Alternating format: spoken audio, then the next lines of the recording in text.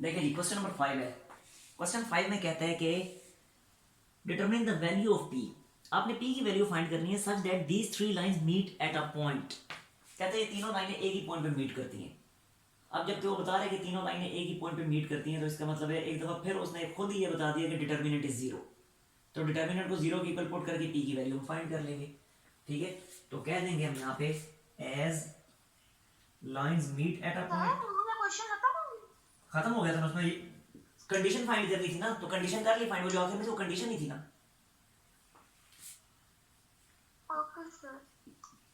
as lines meet at a point, so determinant कौन सा देखें जरा, बनेगा 2 - 3 - 1, 2 - 3 - 1, 3 - 1 - 5, 3 - 1 - 5 एंड 3p8।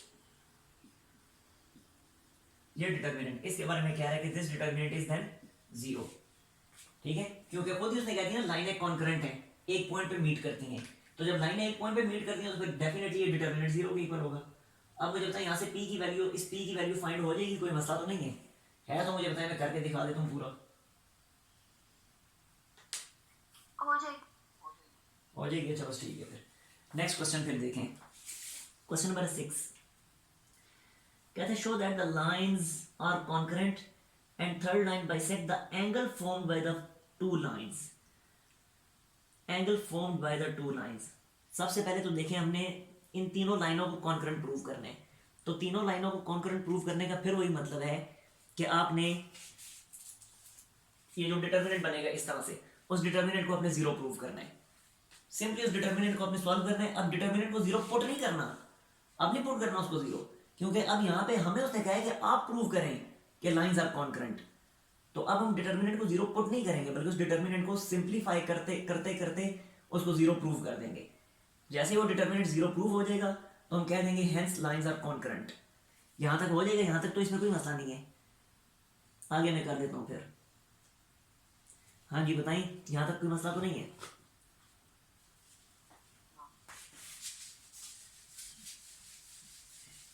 पहले मैं लिखता हूँ क्वेश्चन नंबर 6 है क्या, देखें जरा।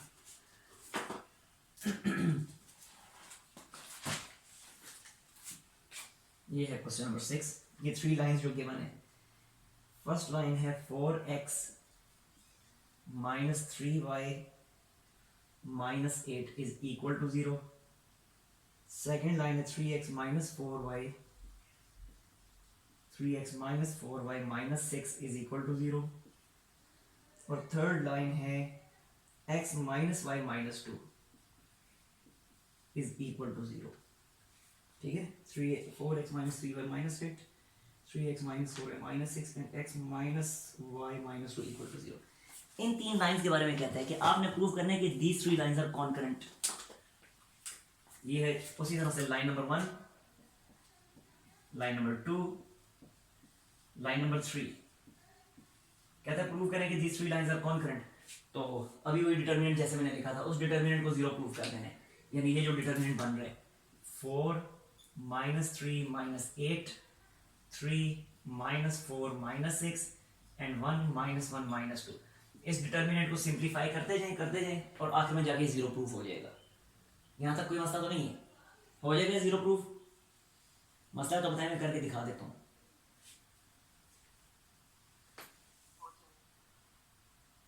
हो जाएगा सर। अच्छा ठीक है, अब मजीद आगे देखें, आगे मजीद वो क्या कह रहा है।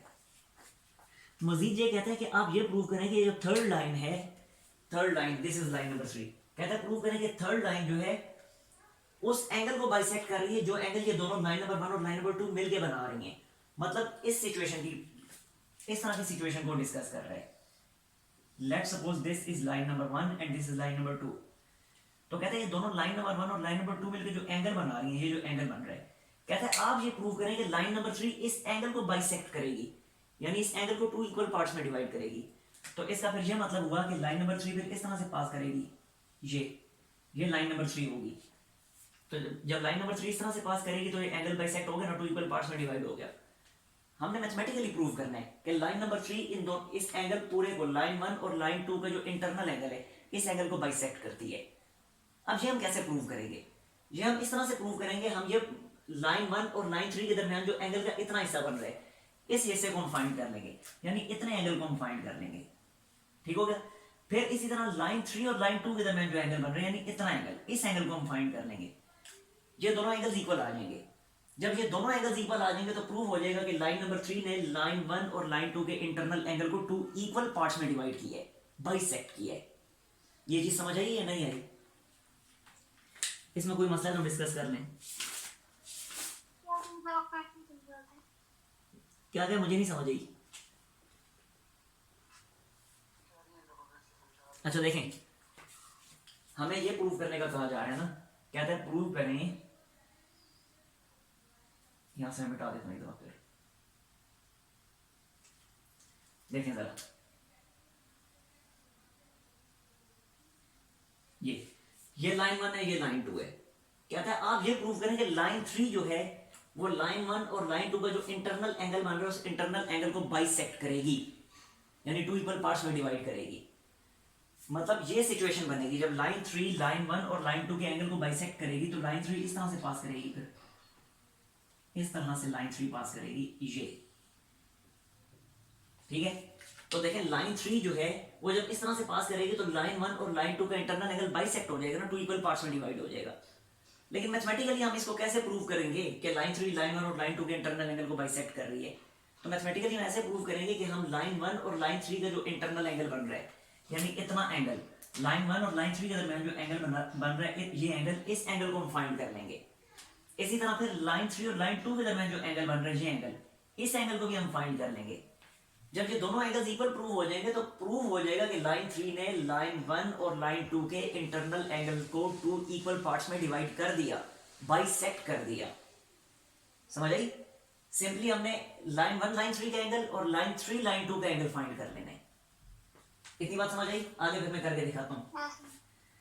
अब जरा देखें कि ये फाइंड करने का, एंगल को फाइंड करने का फॉर्मूला क्या है।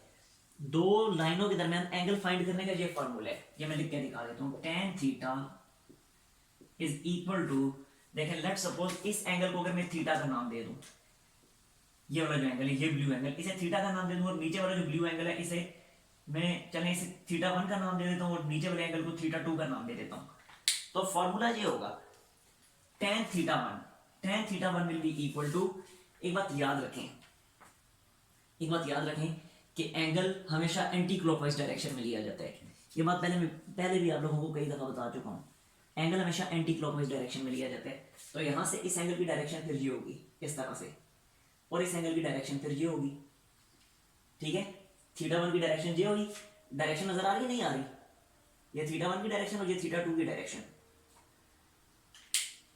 अब देखिए फिर tan थीटा 1 क्या होगा, tan थीटा 1 फिर इस तरह से होगा, ये होगा m1 minus m3 divided by 1 plus m1 m3। अब m1 और m3 है क्या? m1 और m3 जो है लाइन नंबर 1 और लाइन नंबर 3 की स्लोप्स हैं, ठीक है। इसी तरह tan थीटा 2 क्या होगा, tan थीटा 2 ये होगा जी m3 minus m2 divided by 1 plus m3 m2, ठीक है। ये फॉर्मूला है। अब ये फॉर्मूला जब लिखेंगे तरतीब कैसे रखनी है, हमें कैसे पता चलेगा कि m1 पहले आएगा या m3 पहले आएगा, या m3 पहले आएगा या m2 पहले आएगा? तो देखें जहां पे जाके एंगल एंड होगा ना, जिस लाइन पे जाके एंड होगा उस लाइन की स्लोप पहले आएगी। तो देखें जब मैंने थीटा 1 लिखा तो थीटा 1 किस पे जाके एंड हुआ था, लाइन नंबर 1 पे एंड हुआ था। तो लाइन नंबर 1 की स्लोप मैंने पहले लिखी, और स्टार्ट कहां से हुआ था, थीटा 1 लाइन नंबर 3 से, तो लाइन नंबर 3 की स्लोप मैंने बाद में लिखी। और इसी तरह जब tan थीटा 2 मैंने डिस्कस किया तो ये था थीटा 2 कहां जाके एंड हुआ, लाइन नंबर 3 पे, तो लाइन नंबर 3 की स्लोप पहले लिखी, और थीटा 2 स्टार्ट कहां से हुआ था, लाइन नंबर 2 से, तो लाइन नंबर 2 की स्लोप को मैंने बाद में लिखा। ये चीज क्लियर होगी? अगर ये क्लियर है तो आगे मसला ही कोई नहीं है।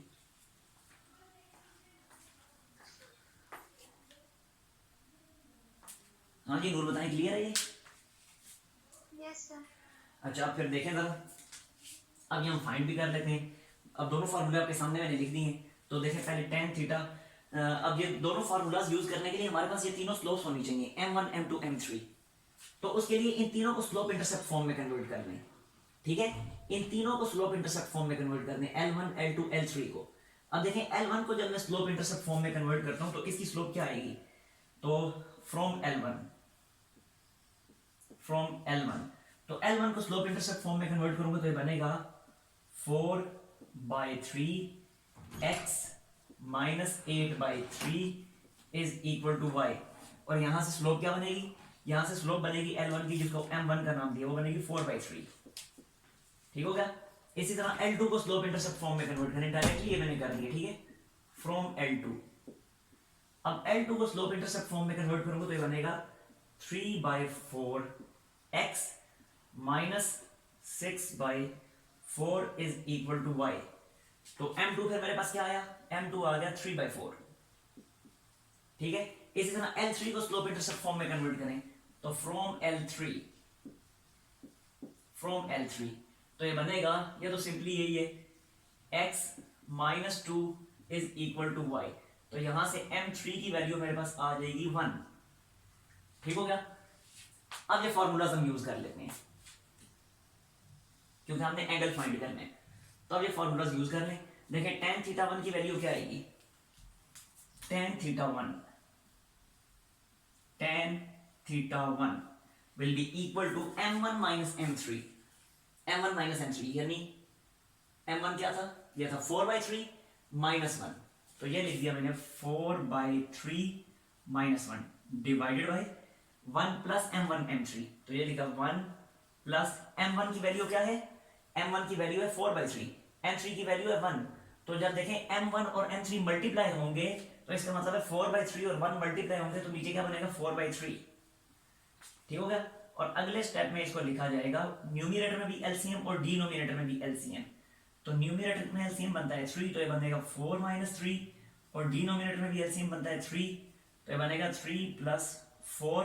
अब सिंपली ये वाला 3 और ये वाला 3 कैंसिल हो जाएंगे और ये बनेगा 1 डिवाइडेड बाय 7। ये वैल्यू है हमारे पास tan θ1 की। ठीक हो गया। ऐसे tan θ2 की वैल्यू फाइंड करने सेम यही फॉर्मूला यूज करके, ये वाला फॉर्मूला। ठीक है, तो देखें tan θ2 क्या आएगा, नाउ tan θ2 तो m3 माइनस m2, कहाँ है m3, ये m3, तो ये 1 minus m2 3/4, 1 minus 3/4 divided by 1 plus m3 m2। तो ये लिखा 1 प्लस m3 m2, m3 क्या है 1, m2 क्या है 3/4, तो ये लिख दिया 3/4। ठीक है, अब इसका भी अब एलसीएम लेके देख लें, न्यूमरेटर में भी एलसीएम डिनोमिनेटर में भी एलसीएम, और ऐसे ही जैसे यहाँ पे कैंसिलेशन हुई थी इधर भी कैंसिलेशन होगी और ये भी 1/7 ही बन रहे हैं। देख लें बेशक अपने पास रजिस्टर वगैरह पे कैलकुलेट करके देख लें, सेम यही आएगा। अब देखें tan θ1 की वैल्यू भी 1/7, tan θ2 की वैल्यू भी 1/7। तो जब दोनों की वैल्यूज इक्वल है, दोनों tan थीटा की, तो हम कह सकते हैं tan θ1 is equal to tan θ2। ठीक है, अब स्पेस क्योंकि नहीं है तो मैं इसी जगह को मिटा के यहाँ पे मैं कर रहा हूँ, या चलो उधर नहीं मिटाता, मैं इधर लिख देता हूँ। मैं चाहता हूँ सारे का सारा लिखा रहना बोर्ड पे। तो ये देखें, now this implies tan θ1 equals to tan θ2।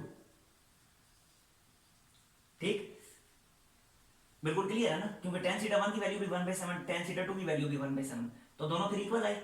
और जब दोनों साइडों पे tan और tan कैंसिल होंगे, वैसे tan और tan कैंसिल नहीं होते, इस तरह करते हैं tan इनवर्स अप्लाई किया जाता है दोनों साइडों पे। तो जब दोनों साइडों पे tan इनवर्स अप्लाई किया जाएगा तो θ1 विल बी इक्वल टू θ2। ठीक है, तो यहां से हमने प्रूव कर दिया θ1 जो कि लाइन 1 और लाइन 3 के दरमियान एंगल था, और θ2 जो कि लाइन 3 और लाइन 2 के दरमियान एंगल था, वो दोनों एंगल्स इक्वल आ गए। तो जब ये लाइन 3 इक्वल एंगल बना रही है लाइन 1 और लाइन 2 के साथ, तो इसका मतलब है लाइन 3 जो है वो लाइन 1 और लाइन 2 के इंटरनल एंगल को बाइसेक्ट कर रही है, और यही हमने प्रूव करना था। समझ आ गई? तो यहां पे लिख दें कि this implies that line number 3 bisects angle between line number 1 and line number 2। हाँ जी, अब कोई मसला है तो डिस्कस कर लें, और अगर नहीं है तो स्क्रीनशॉट ले लें।